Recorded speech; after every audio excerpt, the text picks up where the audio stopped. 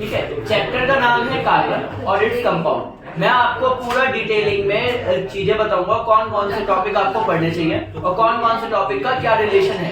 जैसे ये चैप्टर खुद में बहुत बड़ा है, मगर हम इसके सिर्फ अगर इंपॉर्टेंट टॉपिक्स पढ़ लें तो हमारा पेपर के पॉइंट से सारी चीजें कवर हो जाएगी। एक बात क्लियर है कि मैं जितनी भी इंपॉर्टेंट चीजें बता रहा हूँ ये वन शॉट में बताने की कोशिश कर रहा हूँ। इसका मतलब है कि इसमें से कुछ चीजें ऐसी होंगी जो पूरा चैप्टर पढ़ने के बाद ही आपको आएंगी। ये भी सच्चाई है, आपको ये पता होना चाहिए। ये नहीं है कि यहाँ पे कोई जादू मंत्र हो जाएगा, बस ये याद होना चाहिए कि अभी मैं पहले मेन बता रहा हूँ जिन्होंने ये चैप्टर बिल्कुल भी नहीं पढ़ रखा। कार्बन वाले चैप्टर में सबसे पहले कार्बन के बारे में हम अगर जानेंगे तो कार्बन C से रिप्रेजेंट किया जाता है। इसके पास टोटल 6 इलेक्ट्रॉन होते हैं, एटॉमिक नंबर 6 होता है, मास नंबर इसका 12 होता है। ये दो आइसोटॉप्स में मिलते हैं। इसके क्या होते हैं? दो आइसोटॉप्स होते हैं। दो आइसोटॉप्स कौन कौन से होते हैं? एक C कार्बन के AC612 और एक C614, ठीक है। ये दोनों आइसोटॉप्स होते हैं, मगर 80% ये वाला मिलता है, 20% ये वाला मिलता है। इसीलिए हम लोग 6-6-12 को याद रखते हैं। 6 क्यों कॉन्सेप्ट है? कार्बन के पास 6 इलेक्ट्रॉन होते हैं, इसकी कॉन्फ़िगरेशन लिखोगे तो 2 और 4 आएगा लास्ट में। 4 मतलब ये 4 दे भी सकता है और 4 दे भी सकता है, ठीक है। इसी वजह से इसके दो आयंस बनते हैं, एक C4 प्लस और एक C4 माइनस। मैं आपको कार्बन की डिटेल्स बता रहा हूं क्योंकि ये पूरा चैप्टर कार्बन के ऊपर देते हैं। कार्बन 4 बॉन्ड बना सकता है इनकी वजह से, 1 2 3 4, ठीक है। या तो चारों अलग अलग बनाएगा, ये 4 में से 2 अलग, 2 सिंगल सिंगल बनाएगा। ये 4 में से 3 एक साथ, 2 अलग अलग बनाएगा। डबल बॉन्ड में भी वो 2 डबल बॉन्ड बना सकता है। ये वाले हो गए वहां पे तो। अच्छा यहाँ पे सॉरी बच्चे, यहाँ पे एक ही बॉन्ड बनाएगा। तो हमें पता लगा सिंगल डबल ट्रिपल में, डबल में 2 कंडीशन है और ये बॉन्ड ही बन सकते हैं। कार्बन कभी एक साथ 4 बॉन्ड नहीं बना सकता। इसका रीजन ये होता है कि अंदर इसके एक्सपेंड करने के लिए ऑर्बिटल नहीं होता, जो आपको अभी नहीं 11th क्लास में ऑर्बिटल के बारे में पता लगेगा, ठीक है। जबकि कार्बन सबसे ज्यादा बॉन्ड कार्बनों से ही बना सकता है। अगर कार्बन कार्बन से लिंक होने की प्रॉपर्टी को हम लोग कहते हैं कैटिनेशन। तो आज का पहला टॉपिक जो आपको लर्न करना है वो डिफाइन कैटिनेशन, जो बहुत बार पेपर में आया हुआ है, बहुत बार, ठीक है। कैटिनेशन का मतलब होता है कार्बन को कार्बन से जोड़ने की पावर को कैटिनेशन कहा जाता है, ठीक है। Carbon can link with another carbon atom by means of chain, branch, chain होता है लाइन में, ब्रांच होता है यहाँ पे, और अ रिंग। वेरी गुड, तो याद कर रखा है अच्छे से भी। तो कैटिनेशन, कैटिनेशन के बाद आता है दूसरा टेट्रावैलेंसी।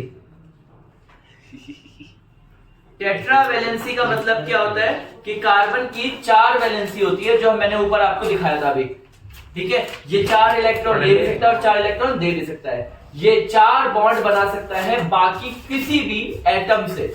वो एटम हाइड्रोजन हो सकते हैं, सल्फर हो सकते हैं, खुद कार्बन हो सकता है और भी अदर एटम हो सकते हैं। तो समझ में आया? कार्बन दूसरे लोगों से कितने बॉन्ड से जुड़ता है? 4 बॉन्ड से। तो ये 4 बॉन्ड वाली जो कैपेसिटी है ना, इसको कहते हैं हम लोग क्या? टेट्रावैलेंसी। तो आज का दूसरा इंपॉर्टेंट टॉपिक ये है। मैं आपको जितने भी टॉपिक समझाऊंगा एंड में आपको 20 मिनट दूंगा, आप आराम से बैठ के सारी डेफिनेशन एक ही पेज पर उतार लेना, ताकि वन शॉट रिवीजन नोट्स हो जाए, जिसको आप एक ही बारी में सारा रिवाइज कर सकें। इसके ओके, इसके बाद आते हैं 2 तरह के कंपाउंड। एक होता है सैचुरेटेड और एक होता है अनसैचुरेटेड। सैचुरेटेड वाले वो होते हैं जिनके अंदर सिंगल बॉन्ड या फिर डबल बॉन्ड आता है। सॉरी, सिंगल बॉन्ड वाले क्या आते हैं? सैचुरेटेड में आते हैं सारे के सारे, और अनसैचुरेटेड में आते हैं डबल और ट्रिपल। हाँ, यानी कि हम लोगों को पता लगेगा कि जो सिंगल बॉन्ड वाले हैं वो सैचुरेटेड है, तो हम लोग ये लिखेंगे carbon can link with another carbon atom by means of single bond. कितने बॉन्ड से? Single bond. Carbon can link with another carbon atom by means of double and triple bond is known as unsaturated hydrocarbon, ठीक है। अब हमें ये बताना, unsaturated hydrocarbon single bond और double bond वाला आता है। इसमें आता है, जैसे हम लोग कहीं पे भी देखेंगे कि बहुत सारे आएंगे, तो एक चीज याद रखना, इसमें आएगा वेजिटेबल घी वाला आएगा, ऑयल से घी बनाने वाला। वेरी गुड, वेजिटेबल घी वाला, यानी कि ऑयल से घी में जो कन्वर्जन होता है वो अनसैचुरेटेड हाइड्रोकार्बन है, और उसको हम लोग कन्वर्ट करके देखेंगे भी। पहले इससे पहले ये समझ में है सैचुरेटेड अनसैचुरेटेड। बस इतना सही याद रखना है। इसके बाद आता है, तुम्हें एक बार बताता हूँ, सैचुरेट अनसैचुरेट में 3 तरह के कंपाउंड्स होते हैं। एक होता है एल्केन, एक होता है एल्कीन और एक होता है एल्काइन। डन। एक बात याद रखना, इन दोनों का डिफरेंस लिख लेना, उसके बाद मैं बता रहा हूँ एल्केन एल्कीन एल्काइन। एल्केन का फॉर्मूला होता है CnH2n+2। याद रखना, पेपर पे तुम्हें बोला जाएगा general formula. What is the general formula, MCQ में मिलेगा। ज्यादातर एमसीक्यू में इसके 4 ऑप्शन बहुत बढ़िया होते हैं, कंफ्यूज में। एल्कीन का होता है CnH2n, वेरी गुड। और एल्काइन में होता है CnH2n-2। ये है एल्केन एल्कीन एल्काइन का। बाकी मैं इसके कंपाउंड लिखूंगा तो इसका पहला होता है मीथेन, याद आ रहा है, फिर इथेन, फिर प्रोपेन C3H8। अब बताओ अगला क्या होगा, ब्यूटेन। अब फॉर्मूला बोलो ना, C4H10। अगला भी अंदाजा लग गया होगा। तो इसमें हर बार एक कार्बन और 2 हाइड्रोजन का गैप है, तो इसको कहते हैं होमोलोगस सीरीज। यानी कि मेरा अगला टॉपिक जो आता है पेपर में तुम्हारा, अगर तुम इसको भी स्टार्ट करोगे तो याद रखना इसमें मीथेन नहीं होता। इसमें डायरेक्ट जो स्टार्ट होता है वो कहां से स्टार्ट होता है, C2H4, और इसमें C2H2। यानी कि इसके पहले कंपाउंड नहीं होते, इसका दूसरा वाला ही पहला होता है। अगर पूछे what are the first 3 members of alkyne series, alkyne series के पहले 3 मेंबर, तो पहला मेंबर है इथाइन, प्रोपाइन, ब्यूटाइन।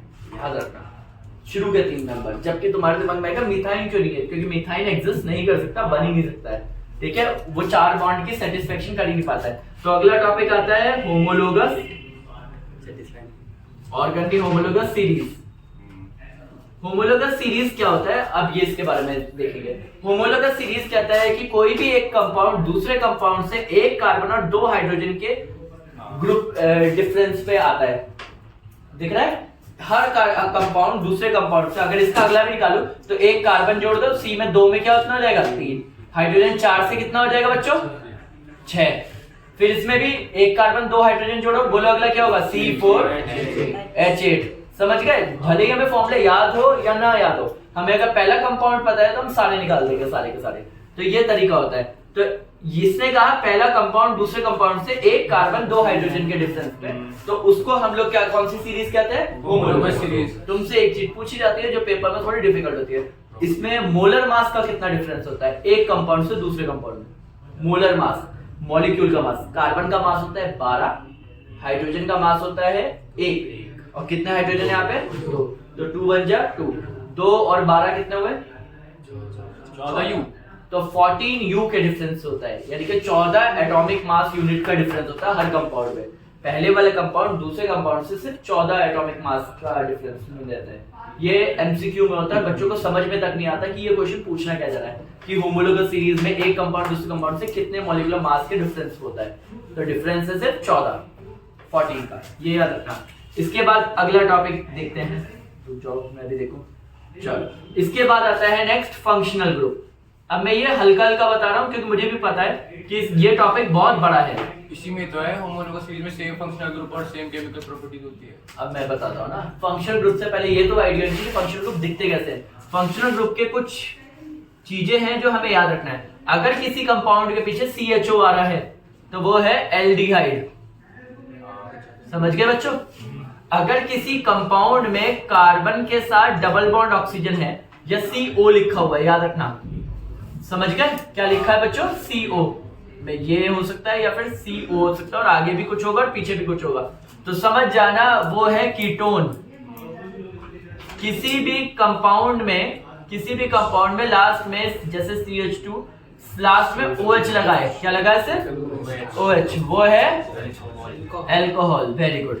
और किसी भी कंपाउंड में, कोई भी कंपाउंड लास्ट में COOH लगा हुआ है तो वो है कार्बोक्सिलिक एसिड, समझ गए। ये सिर्फ पहचान है, आपको पूछा जाएगा आइडेंटिफाई द फंक्शनल ग्रुप, तो आपको अलग अलग कंपाउंड लिखेगा, आपको पहचानना पड़ेगा कि कौन सा ग्रुप है। तो मैं आपको शॉर्टकट में रटने की टेक्निक बता रहा हूँ। किसी कंपाउंड में CHO आ जाए तो वो एल्डिहाइड ग्रुप है उसके अंदर, किसी में CO लिख जाए कहीं पे भी, आगे पीछे कहीं पे भी CO लग रहा हो तो समझ जाना वो कीटोन ग्रुप है। किसी में लास्ट में OH आ जाए, चाहे आगे लग जाए, पीछे लग जाए, ऊपर लग जाए, दाएं लग जाए, बाएं लग जाए, तो वो अल्कोहल है, और किसी पे COOH लग जाए तो समझ जाना वो कार्बोक्सिलिक एसिड है।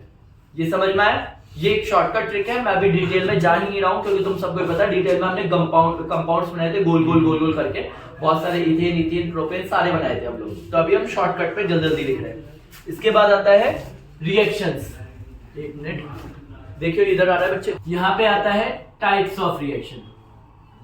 अब ये टाइप्स ऑफ रिएक्शन में ही मोस्ट ऑफ इंपॉर्टेंट आ जाएगी। पहला आता है कंबशन। हो सकता है पेपर में डायरेक्ट कंबशन पूछो तो तुम्हारा मजा आ जाएगा, तुम्हें इतने ये चीज सही लगेगी कि कम से कम डायरेक्ट तो पूछ रहे हैं कोई क्वेश्चन। कंबशन का मतलब है कोई भी चीज को, कोई भी ऑर्गेनिक कंपाउंड या हाइड्रोकार्बन्स को ऑक्सीजन के प्रेजेंस में जलाना, ठीक है, उसको कहते हैं हम कंबशन। कंबशन में अगर उसके पास कार्बन है और ऑक्सीजन के प्रेजेंस में जला रहे हो तो वो सिर्फ कार्बन डाइऑक्साइड निकालेगा, समझ रहे हो। मगर अगर कार्बन के साथ उस पर हाइड्रोजन भी है तब उसे जला रहे हो ऑक्सीजन के साथ, याद रखो जला रहे हो तो हीट कर रहे हो या जला रहे हो, तो उस केस में उसके अंदर से कार्बन डाइऑक्साइड प्लस पानी भी निकलेगा, समझ गए। अब इसके बाद कोई भी कंपाउंड लिखो जिसमें कार्बन हाइड्रोजन है तो हर बार सेम कंपाउंड निकलेगा ही निकलेगा, समझ रहे हो। तो इस प्रोसेस को क्या कहते हैं? कंबशन। डन। तो ये है 2 लाइन की डेफिनेशन है इसमें, और 2 लाइन की डेफिनेशन का मतलब ये निकलता है, ठीक है। Organic compound burn in presence of oxygen या combust in presence of oxygen is known as, this process is known as combustion. Done. इसमें रिलीज क्या क्या होता है ये याद रखना, कार्बन डाइऑक्साइड और वाटर वेपर, पानी के। नेक्स्ट आता है दूसरी रिएक्शन, बहुत इंपॉर्टेंट है, एडिशन रिएक्शन। ये ही मिलेगी तुम्हें पेपर में। एडिशन रिएक्शन में क्या होता है? अनसैचुरेटेड हाइड्रोकार्बन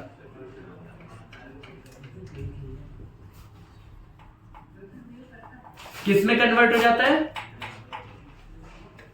सैचुरेटेड हाइड्रोकार्बन में। अब एक बार बताओ, अनसैचुरेटेड का मतलब कार्बन में या तो डबल बॉन्ड हो या तो ट्रिपल बॉन्ड हो। वो रिएक्शन के बाद उसमें हाइड्रोजन लग जाएंगे और वो सिंगल वाले बन जाएंगे जितने भी होंगे, समझ पा रहे हो। अब इसको मैं करके दिखाऊं तो कैसे। माना है डबल बॉन्ड है तो यहाँ पे 2 हाइड्रोजन है, सिर्फ यहाँ पे भी 2 हाइड्रोजन है। सिखाया था मैंने, एक कार्बन कितने बॉन्ड बनाता है? 4। तो देखो इस कार्बन ने 2 बनाया तो मैंने 2 ही हाइड्रोजन लगा दिए इस पे, दिख रहा है। इस कार्बन ने कितने बॉन्ड बनाए? 3। तो कितने हाइड्रोजन चाहिए? सिर्फ, क्योंकि हर कार्बन तो 4 ही बॉन्ड बनाता है। इस कार्बन ने भी 3 बनाए तो बचे कितने? 1। इसमें क्या रिएक्शन करवाई हमने? हाइड्रोजन के साथ। जैसे ही हाइड्रोजन के साथ कराई तो पॉइंट है हमें 1 डंडी रहने देनी है, मतलब 2 डंडी हटेंगी। जैसे ही इसमें से 2 डंडी हटेंगी बच्चों तो एक यहाँ खाली, एक यहाँ खाली, एक यहाँ, एक यहाँ। जैसे मैं तुम्हें रफली दिखाता हूं, देखो जैसे एक डंडी हटी तो एक हाइड्रोजन यहाँ लगाता है, एक हाइड्रोजन यहाँ लगाता ना। अब बताओ इस कार्बन पे कितने बॉन्ड है? सिर्फ 2। तो कितने और चाहिए सर? 2। तो 2 कौन लग जाएंगे? हाइड्रोजन। इस कार्बन पे भी कितने हैं? 2। तो 2 और क्या लग जाएंगे? अब समझ में आ रहा है? तो तुम्हें ऐसा लगेगा कि ये C2H2 वाला जो फॉर्मूला है वो C2H6 कैसे बन गया सडन, क्योंकि इसमें भर भर के हाइड्रोजन लग गए। इसी एडिशन रिएक्शन को याद रखना बोला जाता है। जो हमारा तुमने खाने पीने की चीजें देखी होंगी जिसमें तेल वगैरह होता है, ऑयल वगैरह, वो ऑयल वाली चीजों को जब हम पका लेते हैं तो पकाने के बाद जब हम उसे फ्रिज में रखते हैं या बाहर भी रखते हैं तो उसके ऊपर एक लेयर बन जाती है और वो हल्का सा जम जाती है चीजें। वो जम क्यों जाती हैं? क्योंकि वो उनका जो ऑयल होता है वो कन्वर्ट हो जाता है घी में। तो ये याद रखना, वेजिटेबल ऑयल जितना भी होता है, जो अभी मैं यहाँ बता भी रहा था तुम्हें अनसैचुरेटेड में, तो यहाँ यही रिएक्शन है एडिशन रिएक्शन, जो वेजिटेबल ऑयल को किस में कन्वर्ट कर देती है? वेजिटेबल घी में। बाकी और कितना है? कार्बन सिंगल बॉन्ड, हमने 3 बॉन्ड बनाएंगे तो ये बनेगा इथेन का फॉर्मूला। अगर ये इथेन है तो आपको डॉट बनाना है तो आपको लाइन बनाना आना चाहिए पहले। लाइन से इजी पड़ जाता है डॉट बनाना। तो जितने भी आपको कार्बन दिख रहे हैं उसके बीच में उस वही पोजीशन पे सबको खड़ा कर दो, बस बॉन्ड मत बनाना बीच में। सारी पोजीशन पे वही लोग खड़े हो गए जितने ऊपर खड़े थे। जितने बीच में अगर एक डंडी है तो एक एक इलेक्ट्रॉन बना दो। याद रखना, मैंने हाइड्रोजन को डॉट से दिया है और कार्बन के क्रॉस वाले दिए हैं इलेक्ट्रॉन। इनके बीच में एक डंडी है तो इन पे एक क्रॉस एक डॉट, समझ पा रहे हैं? इनके बीच में एक डंडी है, दोनों कार्बन है तो दोनों पे क्रॉस, समझ पा रहे हैं? इनके बीच में एक डंडी है तो एक क्रॉस एक डॉट, समझ पा रहे हैं? यानी कि एक जो बॉन्ड है, जैसे एक हाथ जो मिलता है वो दो अलग अलग हाथों से मिलते हैं ना, है ना। जब हम हैंडशेक करते हैं तो हैंडशेक करने के लिए हमें दो हाथ चाहिए होते हैं ना, तो ऐसे एक इसका होगा और एक उसका होगा। सेम एक डंडी का जो बॉन्ड है वो दो इलेक्ट्रॉन से बनता है, एक हाइड्रोजन का होगा जो डॉट से होगा और एक कार्बन का होगा जो क्रॉस से होगा। सेम इनके बीच में भी है क्रॉस डॉट, ऊपर वाले में भी है डॉट क्रॉस, सब बन गए। सबसे पहले हमेशा देखो हाइड्रोजन का पेट भरो, हाइड्रोजन हमेशा दो से भरता है, एक उसके पास पहले से होता है और एक वो सामने वाले का लेता है। याद रखना रूल यही है कि आप जिसके जितने इलेक्ट्रॉन लोगे, जितने इलेक्ट्रॉन लोगे उतने इलेक्ट्रॉन बदले में आपको देने भी पड़ेंगे, ठीक है। यहाँ इलेक्ट्रॉन का लेन देन है, तो यहाँ पे हाइड्रोजन का इस तरीके से इलेक्ट्रॉन पूरा सेम, जितने भी हाइड्रोजन हैं उनको एटम के साथ गोले के अंदर फिट कर दिया हमने। अब आती है बारी कार्बन की। कार्बन के पास 4 इलेक्ट्रॉन है और 4 ही हाइड्रोजन है, तो ये चारों से एक एक एक एक लेगा। याद रखना इस गोले को बनाते टाइम आप कभी भी एटम को मत खींच लेना। ये छोटे वाले गोले बनाने होते हैं जैसे आपने बनाए हैं। हाँ जी, मैंने फिर बड़े वाले बनाए थे। छोटे वाले बड़े वाले क्या तो छोटे भी बनाए हैं बच्चे। अच्छा हाइड्रोजन वाले बनाए हैं तुमने? बनाए हैं, अच्छा बनाए हैं भाई, बनाए। ये ले दिख रहा है। तो कार्बन का जब हमने पेट भरना चाहा तो कार्बन ने 4 लोगों को दिए थे, तो चारों से इलेक्ट्रॉन लेके आ रहा है। क्लियर, सब कुछ क्लियर है। अब यहाँ पे इथीन का जगह में इथाइन का बना देता हूँ। जैसे ये है, यहाँ पे दिख रहा है, ये है इथाइन। इथाइन का जब हम बना रहे हैं तो इथाइन में 2 कार्बन, हाइड्रोजन हाइड्रोजन, 2 हाइड्रोजन, इनके बीच में एक ही है तो एक डॉट एक क्रॉस, इनके बीच में भी एक क्रॉस एक डॉट, मगर आप देख रहे हैं इन दोनों के बीच में 3 है, तो 3 क्रॉस इसके, 3 क्रॉस उसके। अब आप लोग भरोगे कैसे पेट, पहले छोटे का और फिर इस कार्बन का जब भरोगे तो एक इसको दिया और 3 इससे। सेम इस कार्बन ने भी 3 इलेक्ट्रॉन इससे लिया और 1 इलेक्ट्रॉन इससे। ये हो गया, सारे से बने, ठीक है। Dehydration of alcohol. अल्कोहल में क्या होगा, जब भी हमारे पास जैसे कोई कंपाउंड लिखा हो C, यहाँ पे OH लगा है, H, ये दिख रहा है बच्चों, सब लोग ध्यान से देखना। यहाँ पे कोई भी अल्कोहल देगा, हो सकता है पेपर में आधी रिएक्शन दे तो मैं लिख के, तो जब भी कोई अल्कोहल देगा आपको कंसंट्रेटेड H2SO4, कंसंट्रेटेड H2SO4 लगाओगे। ये लगाना कंपलसरी है, यानी कि H2SO4 कंसंट्रेटेड होना चाहिए। तो कोई भी अल्कोहल, ये इथेनॉल है, इथेनॉल के अंदर से H और OH दोनों ही हट जाएंगे। जैसे ही दोनों हटेंगे तो ये कुछ इस तरीके से हो जाएगा कि यहाँ पे H, यहाँ पे H, यहाँ पे C, H, H, यहाँ से रिलीज जो हो जाएगा वो H2O दिख रहा है, H2O, पानी निकल गया। पॉइंट ये है कि इन दोनों कार्बन ने कितने कितने बॉन्ड बना लिया, ध्यान से देखो, इस कार्बन ने कितने बॉन्ड बनाए, 3, और इस कार्बन ने भी कितने बॉन्ड बनाए, 3, दोनों ने 3-3 बनाए। मगर दोनों कार्बन को एक एक बॉन्ड और जरूरत है, तो दोनों एक एक बॉन्ड और बनाने के लिए एक दूसरे से ही बॉन्ड बना लेंगे। अभी हमने क्या सीखा था कि यहाँ पे सिंगल का डबल भी बनाया जा सकता है, जबकि हमने यहाँ पे क्या सीखा था, एडिशन रिएक्शन में, कि जितने भी डबल और ट्रिपल होंगे वो सिंगल भी बन सकते हैं। ये दोनों कहीं ना कहीं एक दूसरे का अपोजिट जैसा नेचर रखते हैं। रिएक्शन भले ही अलग है मगर नेचर एक जैसी है कि सेम बट अपोजिट, ठीक है। तो डिहाइड्रेशन ऑफ अल्कोहल भी हो गया एस्पिरेशन। नेक्स्ट आएगा आपका सोप एंड डिटर्जेंट आएगा। जब अभी मैं हटूंगा तो आप सब इसका पूरी डेफिनेशन के साथ लिखोगे। याद रखना सोप और डिटर्जेंट में डिफरेंस लिखना। बता सकता मुझे, कोई दिक्कत नहीं। अच्छा, सोप और डिटर्जेंट में दोनों का डिफरेंस लिखोगे। डिफरेंस में 2 पॉइंट्स है बच्चों, वो लिखोगे, ठीक है। एक सॉफ्ट वाटर पे काम करता है, एक हार्ड वाटर पे काम करता है, याद रखना। हाँ बोलो बोलो, इसको बोलता हूँ मैं तो। मैं एक बात बताऊँ, तुम लोग कंटिन्यूटी खराब कर रहे हो। तो मैं बोलना पहले बोल दो, कोई दिक्कत तो नहीं, मैं उससे भी काट दूंगा, उसमें क्या क्लिप कट जाएगी। हाँ वो कट जाएगी, बस थोड़ा टाइम लगेगा एडिटिंग करने में, आधा घंटा बर्बाद हो जाएगा। और बोल क्या हुआ, ये बोल रहा है, मैं आप बोल क्या रहा है, बोलो क्या बोल रहा हूँ, कुछ और बोल रहा है तो कुछ और भाई आप पढ़ाओ इन्हें, मेरे पर टाइम हर बार 3 बार तो मैं गली देख लेता हूँ, 11 बनने भाई। मैं तुम्हें कब लिखने को दूंगा।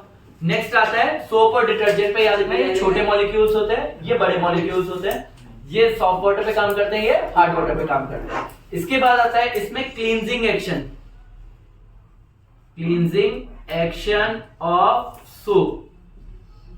सोप का क्लींजिंग एक्शन में याद रखना है बीच में एक ऑयल ड्रॉपलेट होगा और उस ऑयल ड्रॉपलेट पे सारे के सारे सोप के मॉलिक्यूल्स कनेक्ट हो जाएंगे और जो ये स्ट्रक्चर बनाएंगे उस स्ट्रक्चर को क्या कहते हैं, कोई बताएगा? किसी को भी पता हो जिन्होंने हल्का हल्का पढ़ लिया हो? बता भाई। किसी ने नहीं पढ़ा है अभी तक? यहाँ तक पहुंचे। तुम्हें तो मैंने पढ़ाया है, तुम लोग तो शाम वाले पढ़ रखे हो। इवन यही लोग शाम को आए थे मगर ये लोग छुट्टी करते थे, पेपर का टाइम था, प्री बोर्ड चल रहे थे फर्स्ट टाइम। इसे कहते हैं मिसल, मिसल कहते हैं। इसमें जो ये लगा, ये जो बीच में है ये ऑयल ड्रॉपलेट है। ऑयल मतलब तेल की बूंद जिसको बोलते हैं, वो एक्चुअल में तेल नहीं होता। जितनी भी डर्ट होती है, गंदगी होती है, वो चिपचिपी नेचर की होती है, इसलिए ऑयल ड्रॉपलेट बोला जाता है। और ये जो है ये क्या है, ये वो जो तुमने रेन और टाइड का ऐड देखा है, वो डिशुम डिशुम मुक्का जाता है, वो जो डिशुम है वो ये रहा डिशुम, वो उसको सोप का मॉलिक्यूल्स बोलते हैं। सोप और डिटर्जेंट के मॉलिक्यूल्स है, जिसमें इसको सर बोलते हैं, हेड बोलते हैं।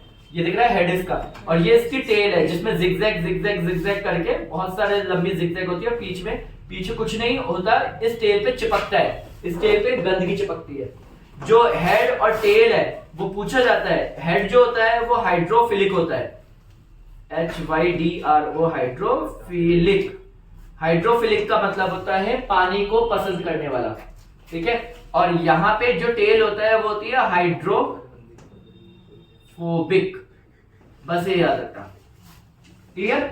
टॉपिक खत्म, चैप्टर खत्म।